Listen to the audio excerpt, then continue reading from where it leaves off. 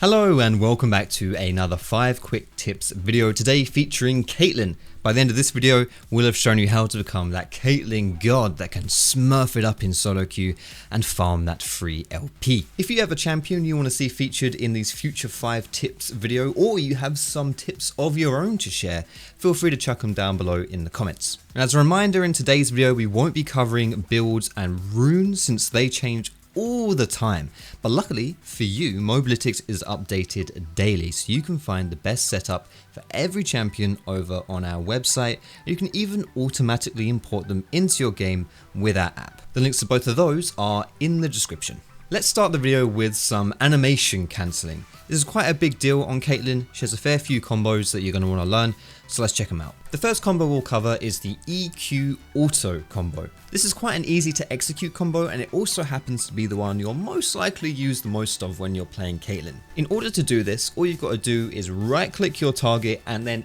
instantly EQ as fast as possible. As you can see, your E and your Q animations kind of go off at the same time, which is pretty funky, and then you instantly bop your target with an empowered headshot auto attack. This is a very high damage combo and also quite a nimble one too, because you are getting those animation cancels in. This combo is somewhat similar to the previous one, except it utilizes your trap, which will give you an extra headshot. To pull this off, all you have to do is hover your mouse over your target, press E, and then spam your W and auto attack twice. If you don't spam that W, there's a chance it will go off after the combo instead of during the combo, and that's not what anyone wants. A really cheeky way to use Caitlyn's animation cancel is to go for a surprise 1v1 kill. By leading your EQ auto combo with your flash, you'll catch the enemy unawares and get an easy peasy 300 gold in the bank. Don't forget, if you can flash to position outside of a minion wave, your Q will do full damage, giving you an even more chance to secure that kill. And if you think that sounds kind of complicated, pressing all these buttons at once and oh my goodness what's going on, don't worry too much about it. It's really not as hard as you think to pull this off. Just mouse over your target, right click them, press E and flash at the same time, then press your Q, you'll nail it every single go. It doesn't have to be any of these fancy combos either. You can simply use your W as an animation cancel for your auto attack, which can be really useful during those long range shots. The next tip to talk about in this video is how to optimize your trap placements. Everyone knows Caitlyn traps are really irritating to play against if you're playing versus someone who can put them down properly, so let's teach you how to become one of those people. A common and most useful in the lane phase trap placement is to hide them behind towers. The enemy won't be able to see them, but they'll still be there. They'll walk on them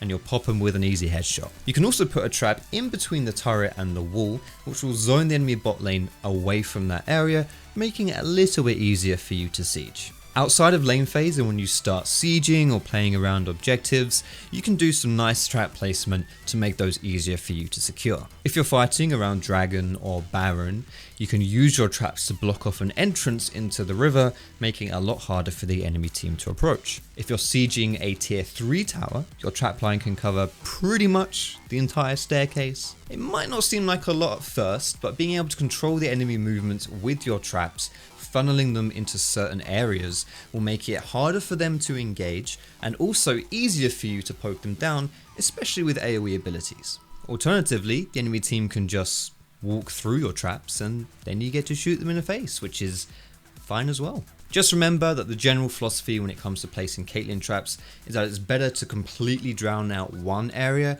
than try and scatter your traps around multiple areas. You probably won't do a good job of cutting anything off if you do that. The next tip we'll talk about is using Caitlyn's passive in the bush. As you may have picked up from the combo section of this video, getting as many headshots as you can on Caitlyn is really important. Normally you get a headshot if you hit someone with your net or your trap. You also build up headshot stacks by auto attacking the enemy. Every 6 hits, you pop him in the head. But something that Caitlyn players don't really do enough of is attacking from the bush. Caitlyn's passive means that instead of getting 1 headshot stack per auto attack, you'll get 2 if you attack from bush. Now there are loads of ways to use this to have a better game, especially early on. Whether that means you're giving your jungler a better leash by leashing from the bush. Maybe you want to push a minion wave out a little bit faster, in which case you can Q the wave, aggro them, start kiting towards the bush and attack from there. Even something as simple as trading in the lane. There's a good chance that you'll be standing near a bush when you're fighting the opponents. If you can just dip inside, you'll be better off. The next tip to show you today is by far the coolest looking thing you can do on Caitlyn. It's your Q fadeaway or redirect combos. This Q fadeaway is pretty useful for keeping you safe after you've used that Q and not dying because your Q animation has locked you down. It's also useful for positioning yourself outside of a minion wave to get maximum damage from that Q. This is similar execution to the EQ auto combo, but this time around you want to net diagonally and then move your mouse back to your target to Q. If you do this instantly, your Q will come out from your original Q location. If you delay the Q slightly, it'll come out from where you land. Using this trick can help you to dodge abilities mid-combat while still having the option to land your full damage Q. And lastly, if you Q, then flash away, your model will turn the other direction, but still use your Q from your original location, looking like a true fadeaway kill. Like I said, it looks sexy, but at the same time, it is also useful if you're trying to get away from someone that's jumping towards you. And the last tip we'll cover today is about auto-attacking neutral objectives. Did you know that Caitlyn can, in fact, auto-attack neutral objectives?